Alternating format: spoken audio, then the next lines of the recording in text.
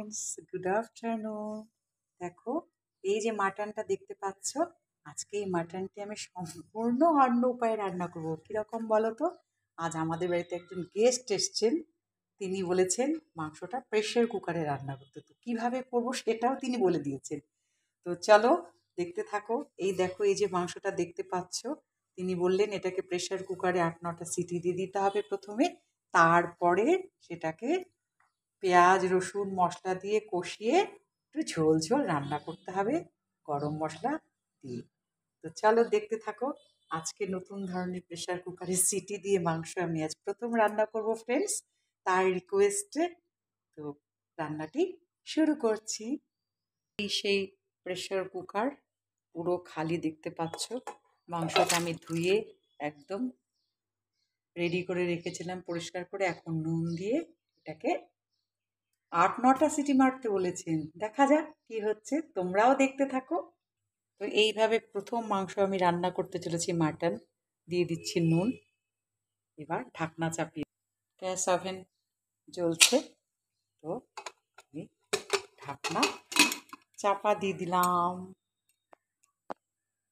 দেখতেই পাচ্ছ ঢাকনাটি আমি চাপা দিয়ে দিয়েছি।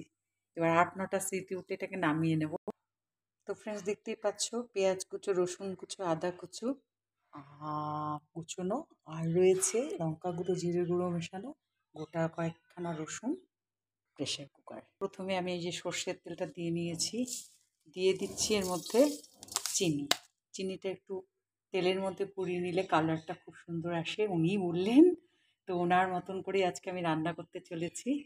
তো পুরোটাই তো শেয়ার করছি, চলো দেখতে থাকো। তো ফ্রেন্ডস, চিনিটা দেখো তেলের মধ্যে মিশে গেছে। তো উনি বললেন কালারটা এতে খুব ভালো হয়। তো দিয়ে দিচ্ছি 4 টুকরো আলু, তেজপাতা একসাথে ফ্রাই করে নেব। দেখো ফ্রেন্ডস, আলুটাও ভেজে ফেললাম। এখন এর মধ্যে সবার প্রথমে যেটা দিয়ে দেবো রসুন কুচি।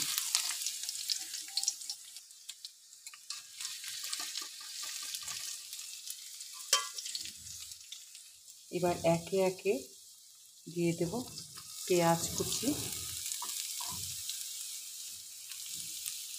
দিয়ে দিচ্ছি কুচনো আদা। দিয়ে দিচ্ছি এর মধ্যে গোটা রসুন। তোমরাও কি রসুন ভালোবাসো? মাটন বা চিকেনে গোটা রসুন একটু নেড়ে নেবো। তারপর একে একের মধ্যে দিয়ে দেবো নুন, হলুদ গুঁড়ো আর মশলা গুঁড়ো। পেঁয়াজটা কষানো হয়ে গেলে নুন অল্পই দেব, কারণ মাটনটা যখন প্রেশারে দিয়েছিলাম তখন নুন দেওয়া ছিল। তো স্বাদ মতন নুনটা দেবো, দেখে নেব পরে। ঠিকঠাক না হলে তো খেতেও ভালো হবে না। স্পেশাল গেস্ট বলে কথা। উনি বললেন মশলা তেল সব কিছু বেশি দিলেই কি রান্নাটা ভালো হয়? তো আজকে সত্যি সত্যি উনি যেরকমভাবে বলছেন আমি ওনার মতন করেই রান্নাটা করার চেষ্টা করছি। দেখা যাক কি হয়, তোমরাও দেখতে থাকো। তো এর মধ্যে দিয়ে দিচ্ছি জিরে আর লাল লঙ্কা পেস্ট। দিচ্ছি প্রেশারে ঢাকনাটা খুলে। ও বাবা, একদম গরম আছে, এখন এটা বের করে একটু বয়েল করার পরে একটু ধুঁয়ো বেরোচ্ছে, এরকম হয়েছে। আর এই যে জলটা বেরোলো এটা কিন্তু দিয়ে দিতে হবে, এর মধ্যেই চলে গেছে মেন স্বাদ। উনি বলেন এভাবে একবার রেঁধে দেখো, খেতে খুব টেস্ট হয়, একটু সেদ্ধও হয় মাংস। আজকে যেহেতু ওনার মতন করে রান্না করছেন যেমন করে বললেন, সেই জন্য পেঁয়াজ রসুন মশলা সবই কম দিয়েছি, লঙ্কার গুঁড়োও কম দিয়েছি। দিয়ে দিচ্ছি এবার দেখো সিটি দেওয়া মাংসর টুকরোগুলো। এবার একটু নেড়ে নেব।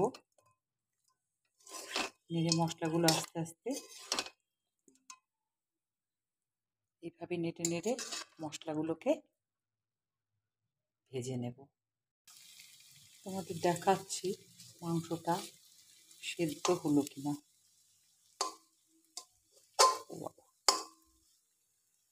একটা ভালো সলিড পিস দেখে দেখতে হবে, চলো দেখে নিই। এই দেখো, তো তার মানে বয়েলটা হয়ে গেছিলো। দেখো ফ্রেন্ডস, এটা তো কষেই গেছে। এখন এর মধ্যে আলু রয়েছে, ওটা সেদ্ধ হতে হবে। তো বয়েল করা মাংসের যে জলটা ছিল আমি কিন্তু সেটা দিয়ে দিলাম। এটা না দিলে মাংসর কোনো টেস্ট হবে না বলে উনি বলেছেন। দেখো কালারটাও আজকে হবে না, কারণ কাঁচা লঙ্কা পেস্ট করা ছিল।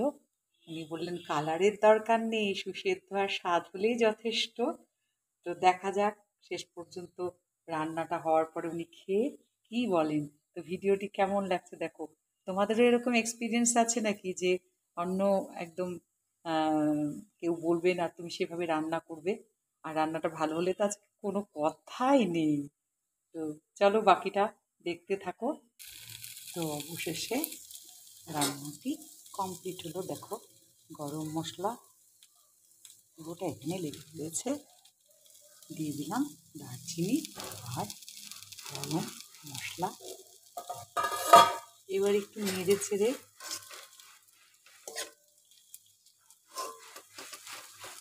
ঢেকে রেখে দেবো, তারপর সার্ভ করবো। তো ভিডিওটি কেমন লাগলো বলো বন্ধুরা, ভালো লাগলে লাইক শেয়ার কমেন্ট করো। আজকের ভিডিও এইটুকু।